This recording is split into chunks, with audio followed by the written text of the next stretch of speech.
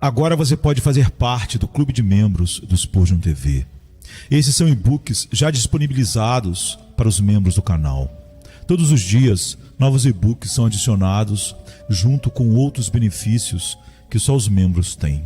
Sendo um membro, você passa a ajudar no crescimento desse ministério, tanto na quantidade do que podemos publicar, como na qualidade do material.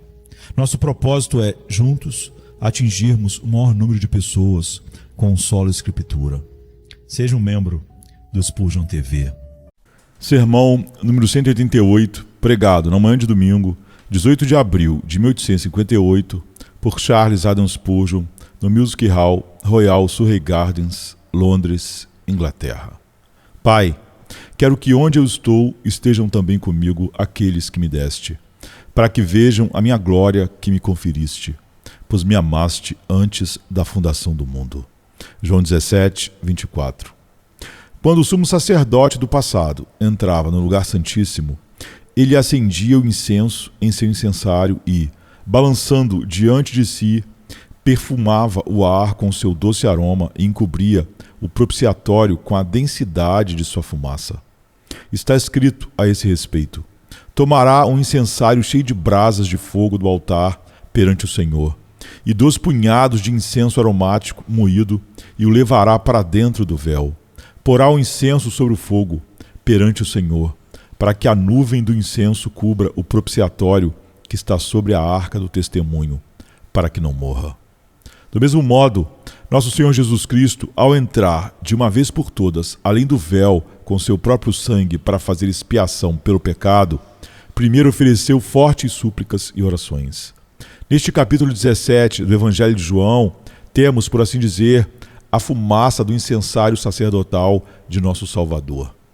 Ele orou pelo povo pelo qual estava prestes a morrer, e antes de aspergir esse povo com seu sangue, santificou-o com suas súplicas. Por isso, esta oração se destaca na Escritura como a oração do Senhor, a prece especial e peculiar de nosso Senhor Jesus Cristo. E se, como disse o antigo teólogo, nos é lícito preferir uma parte das Escrituras à outra, embora toda ela seja ouro, aqui temos uma pérola no meio do ouro.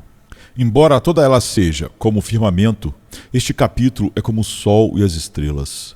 Ou, se houver alguma porção das Escrituras especialmente querida ao crente, deve ser esta, que contém a última oração do seu mestre antes de ele entrar no santuário, através do véu do seu próprio corpo crucificado.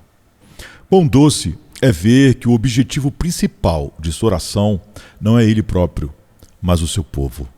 Ele realmente orou por si. Ele disse: Pai, glorifica-me. Mas se, por um lado, fez um pedido por si, por outro, fez vários pelo seu povo. Repetidamente orou por eles: Pai, santifica-os. Pai, guarda-os. Pai, faze-os um. E então concluiu suas súplicas com estas palavras: Pai, quero que onde eu estou estejam também comigo aqueles que me deste. Melanchthon disse muito bem que nunca houve voz mais excelente, mais santa, mais fecunda e mais afetuosa ouvida no céu ou na terra do que esta oração. Observaremos primeiro o estilo da oração. Em segundo lugar, veremos as pessoas a quem ela diz respeito. E em terceiro lugar, os grandes pedidos que ela encerra, sendo este último ponto a parte principal de nosso discurso. 1. O estilo da oração. A primeira coisa a se notar é que a oração é singular. Diz: Pai, quero, ou Pai, eu quero. Não consigo deixar de perceber que há algo mais nessa expressão eu quero do que um simples desejo. Parece-me que, quando Jesus disse Pai, quero, ainda que talvez não fosse apropriado dizer que ele fez uma exigência, podemos afirmar que ele se dirigiu a Deus com autoridade, pedindo aquilo que sabia lhe pertencer de direito, e proferindo um eu quero tão poderoso quanto qualquer haja, fiat, que já tenha saído dos lábios do Todo-Poderoso. Pai, quero. É raro encontrarmos Jesus Cristo dizendo ao Pai, eu quero. Vocês sabem que, antes de todas as coisas, está escrito a respeito de Cristo. No rolo do livro está escrito a meu respeito: deleito-me em fazer a tua vontade, ó Deus. E constatamos que, enquanto esteve na terra, ele nunca pronunciou a sua própria vontade, declarando expressamente: não vim para fazer a minha própria vontade, mas a vontade daquele que me enviou. É verdade que o ouvimos dizer aos homens: eu quero ser limpo. Mas em suas orações ao Pai, ele orava sempre com humildade. Com gemidos e súplicas, ele se apresentou em humilde petição aqui embaixo. Portanto, eu quero parece ser exceção à regra. Porém, devemos lembrar que Cristo se encontrava agora em uma condição excepcional. Nunca antes ele estivera onde agora estava, pois havia chegado ao fim de sua obra. Ele podia dizer: eu glorifiquei-te na terra, consumando a obra que me deste para fazer. E antevendo o momento em que o sacrifício estaria completo e ele subiria às alturas, vê que sua obra está concluída e retorna à sua própria vontade, dizendo: Pai, quero. Notemos também que uma oração assim seria totalmente inapropriada em nossos lábios. Jamais devemos dizer: Pai, eu quero. Nossa oração deve ser: não se faça a minha vontade, mas a tua. Devemos mencionar nossos anseios, mas sujeitar nossa vontade à vontade de Deus. Devemos entender que, se desejamos, é Deus quem decide. Entretanto, repito, é grandioso ver o Salvador rogando com essa autoridade, pois isso garante a eficácia de sua prece. Tudo quanto ele pediu nesse capítulo certamente lhe será concedido. Em outras ocasiões, quando ele intercedera em sua condição de mediador humilde, fora eminentemente bem-sucedido. Quanto mais agora, em que reassume seu grande poder e com autoridade clama: Pai, quero. Essa expressão inicial da oração me enche de júbilo. É uma garantia de que se cumprirá, fazendo-nos ver a oração de Cristo como uma promessa que certamente será concretizada. 2. As pessoas por quem ele orou. Pai, quero que onde eu estou estejam também comigo aqueles que me deste. Esta não é uma oração universal. Inclui um certo grupo dentre os homens, designado aqui como aqueles que tu me deste. Aprendemos das Escrituras que Deus Pai, desde antes da fundação do mundo, entregou ao seu Filho Jesus Cristo uma multidão que ninguém pode enumerar, a qual seria a recompensa de sua morte, o fruto do penoso trabalho de sua alma, que com certeza seria conduzida à glória eterna pelos méritos de sua paixão e pelo poder de sua ressurreição. São essas as pessoas a que o texto se refere. Às vezes, na Escritura, essas pessoas são chamadas de eleitos, porque quando o Pai as entregou a Cristo, ele as escolheu dentre a humanidade. Em outras passagens, são chamadas de amadas, pois sobre elas o amor de Deus fora colocado desde a eternidade. Também são chamadas de Israel, pois assim como Israel no passado, são um povo escolhido, uma geração real. São chamadas de herança de Deus, pois são especialmente caras ao seu coração. E assim como um homem cuida de sua herança e porção, o Senhor cuida delas de modo especial. Que não haja aqui mal entendido. As pessoas por quem Cristo ora são aquelas que o Pai, por seu amor livre e soberano, ordenou para a vida eterna, as quais foram entregues às mãos de Cristo, o mediador, para que ele as remisse, santificasse e aperfeiçoasse, e assim as glorificasse para sempre. Somente essas, e não outras, são o objeto da intercessão do nosso Salvador. Não me cabe defender a doutrina, ela é bíblica, e essa é a minha única defesa. Também não cabe a mim justificar Deus de qualquer acusação profana de parcialidade ou injustiça. Se há alguém perverso o suficiente para lhe imputar isso, que trate diretamente com o próprio Criador. Que a coisa formada, se tiver arrogância, diga a quem a formou: por que me fizeste assim? Não sou advogado de Deus, ele não precisa de defesa. Quem és tu, ó homem, para questionar a Deus? Não tem um oleiro poder sobre o barro para fazer do mesmo barro um vaso para honra e outro para desonra? Em vez de discutir, pergunte-se: quem são essas pessoas? Eu estou entre elas?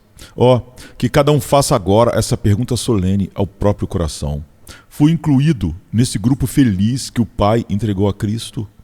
Amado ouvinte, não posso responder apenas ouvindo o seu nome, mas se conheço o seu caráter, posso afirmar com clareza, ou melhor, você não precisará de esclarecimentos, pois o Espírito Santo testificará em seu coração que você pertence a esse número. Responda a si mesmo: entreguei-me a Cristo? Fui conduzido pelo poder constrangedor de seu amor a render-me espontaneamente a Ele?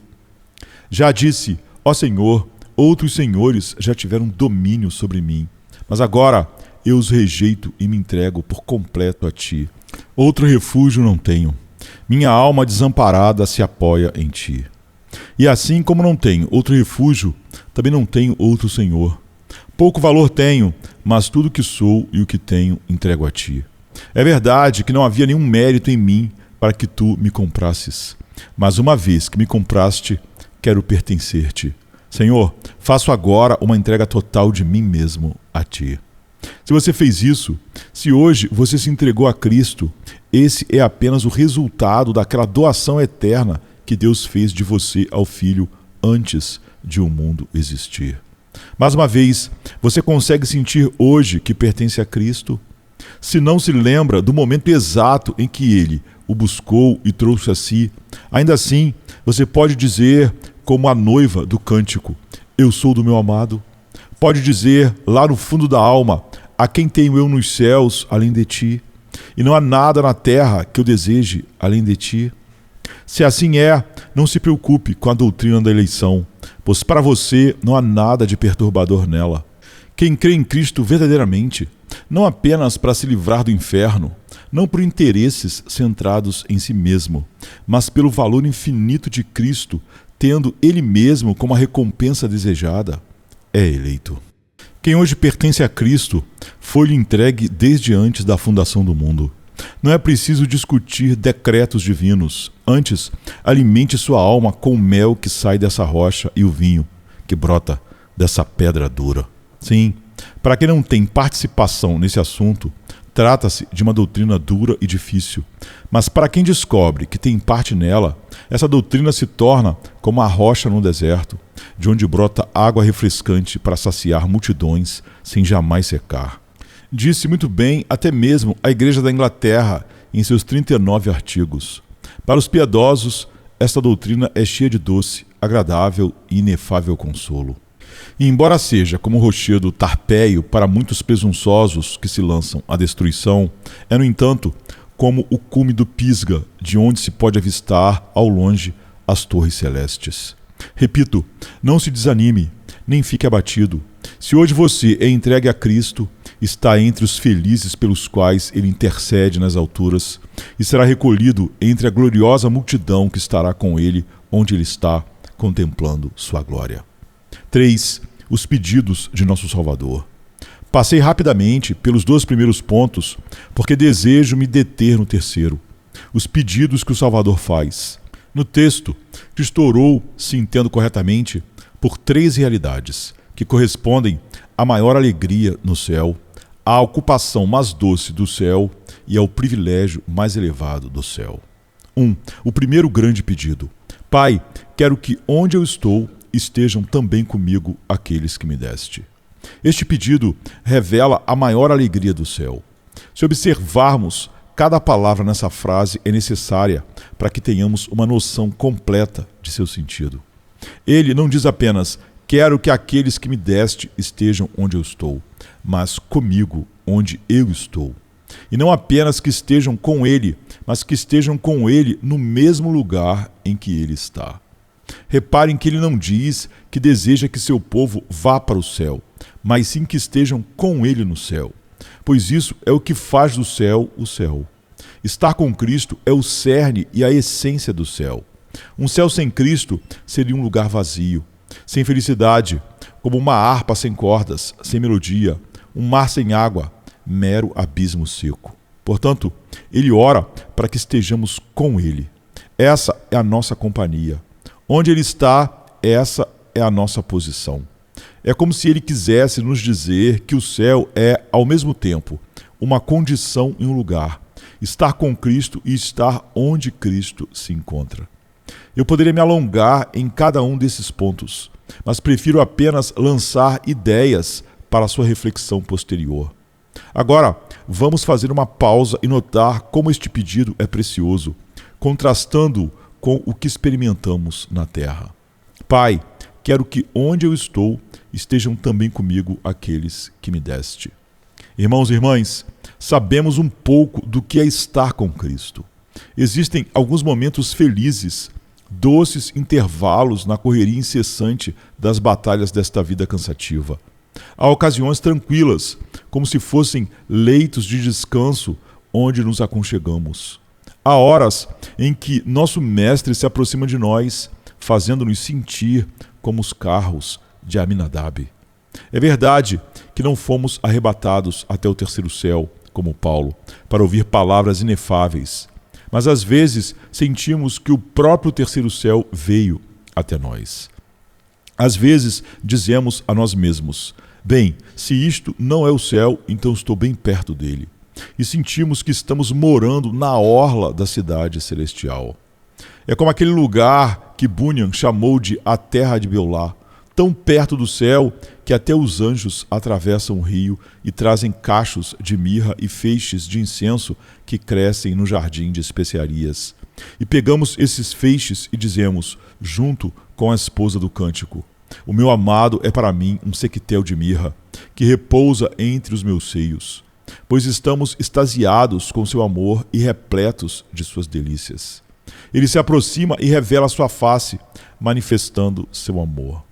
Porém, embora tenhamos um antegosto do céu, podemos ainda usar nossa condição terrena como um contraste com um estado de glória futura.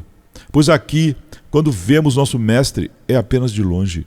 Sentimos-nos, às vezes, na companhia dele, mas não podemos negar que há um grande abismo entre nós, mesmo nos momentos mais próximos. Falamos, sim, sobre reclinar a cabeça em seu peito ou de assentar-nos a seus pés. Mas, infelizmente, isso é muito mais uma linguagem figurada quando comparada ao que experimentaremos na glória. Aqui vemos sua face. Cremos já ter vislumbrado seu coração e provado que ele é gracioso. Mas ainda temos longas noites de escuridão. Repetidamente exclamamos como a noiva: ah, se tu fosses meu irmão, que sugou o peito de minha mãe. Se eu te encontrasse lá fora, eu te beijaria e não seria desprezada. Eu te levaria e te introduziria na casa da minha mãe e me sustentarias com vinho de minha romã. Sentimos-nos com ele, mas ele se encontra em um lugar superior, enquanto nós estamos abaixo. Mesmo com ele, não deixamos de sentir-nos separados. Outra coisa, até mesmo as visitas mais doces de Cristo são tão breves. Cristo vem e vai como um anjo. Suas visitas são escassas e, em geral, rápidas. Rápidas demais para a nossa ânsia. Numa hora, nossos olhos o contemplam e transbordamos de alegria indizível e cheia de glória. Mas pouco depois, já não o vemos. Nosso amado retira-se. Como a corça ou o cervo, ele salta sobre os montes que nos separam e volta ao jardim de especiarias, já não se alimentando entre os lírios. Se hoje ele nos abençoa com o sentido de perdão, amanhã talvez nos aflija e nos mostre o mal do coração. Quão doce será a hora em que o veremos não de relance, mas face a face. As palavras face a face em si já são um verdadeiro sermão, e não será por um instante, mas para sempre.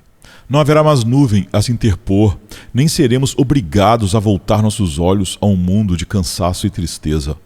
Benditos dias quando virão em que nossa comunhão com Ele será ininterrupta. Também precisamos lembrar que, quando desfrutamos de alguma comunhão com Cristo aqui, muitos entram em cena para atrapalhar. Temos nossas ocasiões de meditação em que nos aproximamos de Jesus. Mas ai de nós, como o mundo nos interrompe, mesmo em nossos momentos mais tranquilos. Seja a loja, o campo, a família, o trabalho ou até mesmo o nosso próprio coração inquieto, todos se metem entre nós e Jesus. Cristo ama a quietude, não conversa com nossas almas no barulho do mercado. Ele diz: vem, querida minha, para a vinha, afastemo-nos para as aldeias, ali te mostrarei o meu amor. Mas, quando nos retiramos para o sossego, eis que os filisteus estão ali. Os cananeus invadiram a terra. Quanto mais queremos estar a sós com ele, eis que surge uma multidão de pensamentos que nos dispersam o ânimo. Assim, como Abraão, com seu sacrifício, dispomos as partes para oferecer ao Senhor, mas aves de rapina descem para devorá-las. Fazemos então como Abraão, quando as aves desciam sobre os cadáveres, Abraão os enxotava. Porém, no céu não haverá interrupções. Lá não haverá lágrimas de dor para nos distrair por um momento sequer. Não haverá alegrias mundanas ou desejos carnais que criem discórdia em nossa melodia celestial. Não haverá campos para arar, roupas para fiar, membros cansados, nem tristezas angustiantes, nem lágrimas de luto. Lá não haverá nada que nos ocupe a mente, senão contemplar para sempre aquele sol de justiça, com olhos que jamais se ofuscarão e com um coração que jamais se cansará. Descansaremos em seus braços eternamente. Será como uma estrela que se ofusca diante do brilho do sol. Afundaremos no doce esquecimento do êxtase celestial, que é a melhor descrição que podemos dar das alegrias dos redimidos. Pai, quero que onde eu estou estejam também comigo aqueles que me deste. Isto é a mais doce alegria do céu, estar com Cristo. 2. O segundo grande pedido, para que vejam a minha glória que me deste. Este é o retrato da ocupação mais doce do céu. Não tenho dúvida de que muitas alegrias no céu vão engrandecer a nossa grande alegria de estar com Cristo. Estou certo de que reencontrar amigos que já partiram, conviver com apóstolos, profetas, sacerdotes e mártires, tudo isso ampliará a nossa felicidade. Mas o sol que iluminará todas essas alegrias será o fato de estarmos com Jesus Cristo e contemplarmos sua face. Embora possa haver outras ocupações no céu, a mencionada no texto é a principal, para que vejam a minha glória. Se tivéssemos a língua de anjos, se pudéssemos ter lábios de querubins por um instante, para descrever as cenas grandiosas que o cristão contemplará ao ver a glória de seu Mestre Jesus Cristo. Tentemos passar em revista, como em um panorama, essas cenas de glória que veremos após a morte. No instante em que a alma se separar deste corpo, verá a glória de Cristo. A glória de sua pessoa será a primeira coisa a chamar nossa atenção. Lá estará ele, assentado no trono, e nossos olhos serão imediatamente atraídos pelo esplendor de sua aparência. Talvez fiquemos tomados de espanto. Será esse o rosto que foi mais desfigurado do que o de qualquer homem? São essas as mãos que foram rasgadas pelo ferro rude? É esta a cabeça que foi coroada de espinhos? Como nossa admiração crescerá, chegando ao auge, quando virmos aquele que era homem de dores, experimentado no sofrimento, o homem humilde diante de seus inimigos, agora como Rei dos Reis e Senhor dos Senhores. Que aqueles olhos reluzentes são os mesmos olhos que choraram sobre Jerusalém. Aqueles pés calçados com sandálias de luz são os mesmos que foram feridos pelos pedregulhos da Terra Santa. É esse o homem cujo corpo, marcado e ferido, foi colocado em um túmulo? Sim, ele mesmo. E isso por si só já preencherá nossa mente. A união da divindade e da humanidade em Cristo. O fato maravilhoso de que ele é Deus sobre tudo, bendito para sempre e ainda assim homem, ossos dos nossos ossos, carne da nossa carne. Num primeiro instante, estaremos extasiados com essa visão. Não duvido de que, em seguida, veremos sua glória entronizado. Como um cristão se deterá diante do trono de seu mestre e erguerá os olhos para o alto. E se fosse possível chorar no céu, lágrimas de intensa alegria rolariam em seu rosto quando visse aquele mesmo homem agora entronizado. Dirá, eu tantas vezes cantei na terra, coroe-no, coroe-no, Rei dos Reis e Senhor dos Senhores. E agora o vejo. Naquele alto monte de luz, meus olhos não podem subir. Lá está ele se veste de luz inacessível. Milhões de anjos o rodeiam, prostrados. Nós, os redimidos, nos curvamos perante seu trono em adoração. Não duvido de que não demoraremos para lançar nossas coroas a seus pés, unindo-nos ao coro eterno, àquele que nos ama e que em seu sangue nos purificou de nossos pecados, seja a glória para todo sempre. Conseguem imaginar a magnificência do Salvador? Conseguem perceber como tronos, príncipes, principados e potestades o servem e obedecem? Não podemos compreender perfeitamente como a coroa do universo se ajusta à sua fronte, ou como o manto régio de todas as coisas envolve seus ombros. Mas é certo que, do mais alto céu ao mais profundo abismo, Ele é Senhor dos senhores. Do extremo oriente ao mais distante ocidente, Ele é soberano. Todos os cânticos de louvor convergem para Ele. Todos os rios correm para o mar e todos os aleluias convergem para Ele, pois Ele é Senhor sobre tudo. Oh, esse é o céu. É tudo o que eu desejo.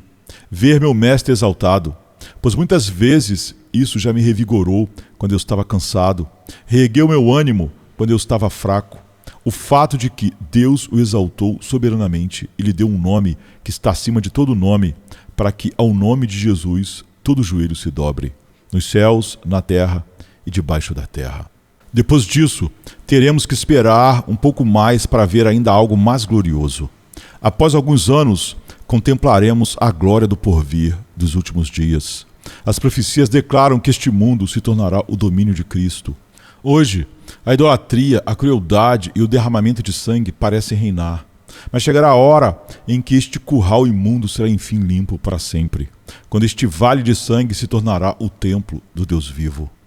Cremos, segundo as Escrituras lidas literalmente, que chegarão dias gloriosos em que Cristo se assentará no trono de Davi e governará seu povo na terra, reinando com poder e majestade. Que haja divergências teológicas sobre a forma exata desse reinado. Uma coisa é certa, se essa promessa é literal, nós o veremos reinar. Vocês e eu, se pertencermos ao número feliz dos que confiam em Cristo, veremos essa manifestação triunfal. Esses olhos verão o grande rei sobre a terra, de pé no fim dos tempos. Eu o verei por mim mesmo. Meus olhos o contemplarão e não os de outro. Às vezes, quase choro por não ter vivido no tempo em que Cristo andou na terra crucificado. Considero os 12 apóstolos privilegiados, mas quando virmos aqui glorificado e formos semelhantes a Ele, todas as nossas carências serão supridas na glória excelso pesada. Quando o mundo inteiro se unir em louvor, estes ouvidos escutarão, e quando todas as nações entoarem louvores, esta língua se unirá ao clamor. Quão felizes serão aqueles que têm essa esperança. E então virá o juízo final. Cristo, em majestade terrível, descerá dos céus ao som de trombetas. Multidões de anjos formarão sua guarda. Os carros do Senhor são 20.000, milhares e milhares de anjos. Todo o céu se encherá de maravilhas, prodígios e milagres se multiplicarão como folhas das árvores. A terra tremerá sob os passos do Onipotente. As colunas dos céus cambalearão como bêbados, sobrecarregadas pela glória eterna. Nos céus haverá gloriosas manifestações. Na terra, todos os homens estarão reunidos. O mar entregará os seus mortos, e as sepulturas lançarão seus ocupantes. Dos cemitérios e dos campos de batalha, as multidões surgirão, e todo olho verá, até mesmo aqueles que o traspassaram. Enquanto o mundo incrédulo chora e se lamenta por causa dele, procurando esconder-se do rosto daquele que se assenta no trono, os crentes avançarão com hinos e harmonias para encontrar seu Senhor. Então serão arrebatados para encontrá-lo nos ares. E depois de ele dizer: "Vinde benditos de meu Pai", eles se assentarão ao seu lado, julgando as 12 tribos de Israel, participando do tribunal daquele juízo terrível. Quando por fim ele proclamar: "Apartai-vos de mim, malditos", e sua mão esquerda abrir a porta do trovão, liberando as chamas do fogo eterno, eles dirão: "Amém". Enquanto a terra for destruída e os ímpios forem lançados no destino destinado, eles, exultando com o triunfo de seu mestre, gritarão: "Aleluia, pois o Senhor Deus triunfou". Para coroar essa cena, quando o Salvador subir novamente às alturas pela última vez, tendo consumado todos os seus triunfos e derrotado até a morte, como um conquistador poderoso que desfila pelas ruas do céu, arrastando atrás do seu carro de guerra o inferno e a morte, você e eu, seus acompanhadores, entoaremos seu louvor até o trono enquanto os anjos batem as asas em aplauso e bradam: a obra do mediador está concluída. Então, mais alto que todos cantaremos, enquanto as mansões celestiais ressoam com brados de graça soberana. Contemplaremos a sua glória. Imagine toda a grandeza e majestade.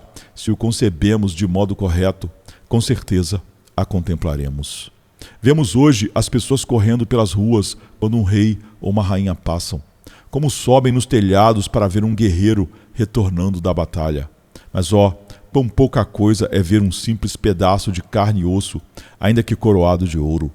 Que será então ver o Filho de Deus com as honras mais elevadas, adentrando os portais perolados, enquanto o universo inteiro ecoa: aleluia, pois o Senhor Deus onipotente reina. 3. O último pedido, o maior privilégio no céu. Por fim, notemos que, na oração do nosso Salvador, está incluído também o maior privilégio do céu. Veja, não apenas estaremos com Cristo e contemplaremos sua glória, mas seremos semelhantes a Cristo e glorificados com Ele.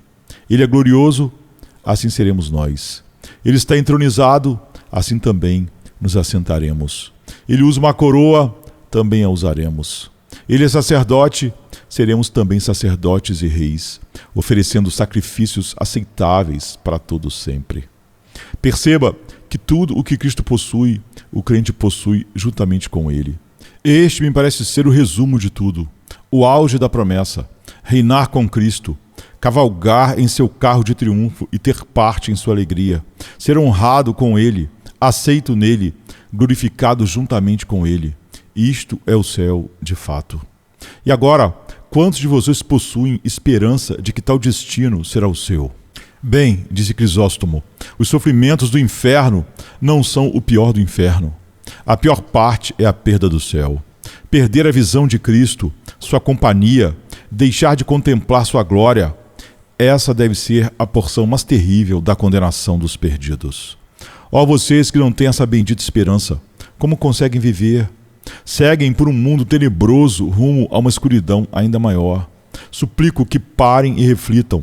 Vale a pena perder o céu por causa desta pobre terra?